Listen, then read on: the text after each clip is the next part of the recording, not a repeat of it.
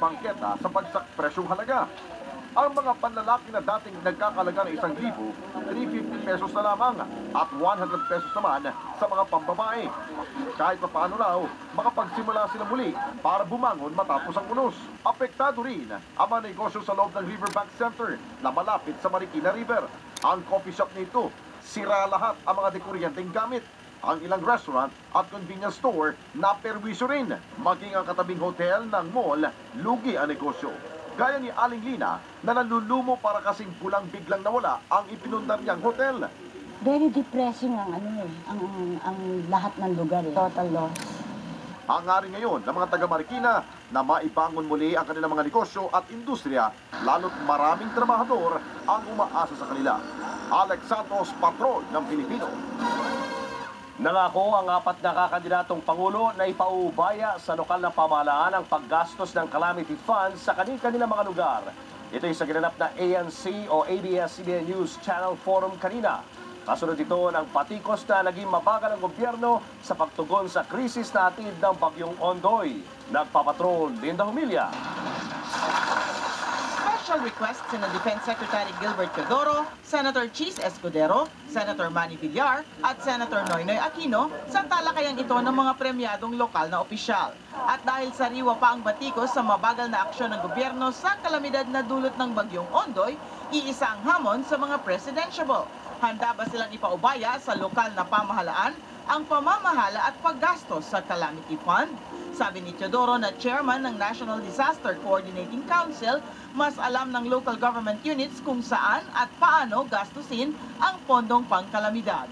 The events of last week have really shown the fact that indeed local government units must take the lead in disaster risk management, even in rescue and relief, because the different topographies, the different conditions of the local government cannot be managed and cannot be foreseen by the national government.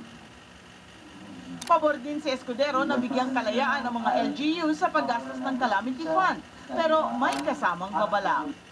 But I will make sure that the local officials are made accountable for it, not only to the national government, but to the people whom they serve. Tiyakin po natin na kapag binigay natin ang kapangyarihan yan, may kaakibat na accountability, transparency, at pagpapanagot kung sino mag-aabuso. Mas mahalaga naman kay Aquino na gawing automatic ang release ng pondo para anya mas mabilis at bawas abuso. Sa Pateros may tubig pa nung dinalaw namin hanggang tuhod yung mga lugar na pinuntahan namin. At sa kanila walang assistance na nangyayari. Talagang yung mayor naawa ko na naobligang tutusin man, limos ko sa lahat ng kapitbahay. So ang dami dapat talagang kailangan gawin ho dyan. Number 1, to prevent abuses. Pero more than that, to make it more responsive. Habang si Villar, binatikos ang kawalan daw ng koordinasyon ng national at local government sa krisis na dulot ng Ondoy. Kamukhang ito nangyari sa Ondoy.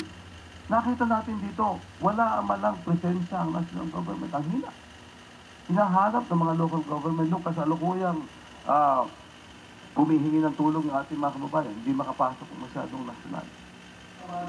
Ito ang unang pagkakataon na sumali ang mailap na si Villar sa talakayan ng mga presidentiable. Pero hindi pa rin ito ang debateng pinangingilagan ni Villar. Sa 4 na presidentiables naman, tanging si Escudero na lang ang di pa nagdedeklara dahil naghihintay pa ng October 10. Sa petsang yon, magiging 40 years old na si Escudero at kwalipikadong magpresidente. Pero sa imbitasyon ng birthday concert ni Escudero para sa mga biktima ni Ondoy, kinumpirma ng lalahok ang batang senador sa halalan sa 2010. Linda Humilla, Patrol ng Pilipino.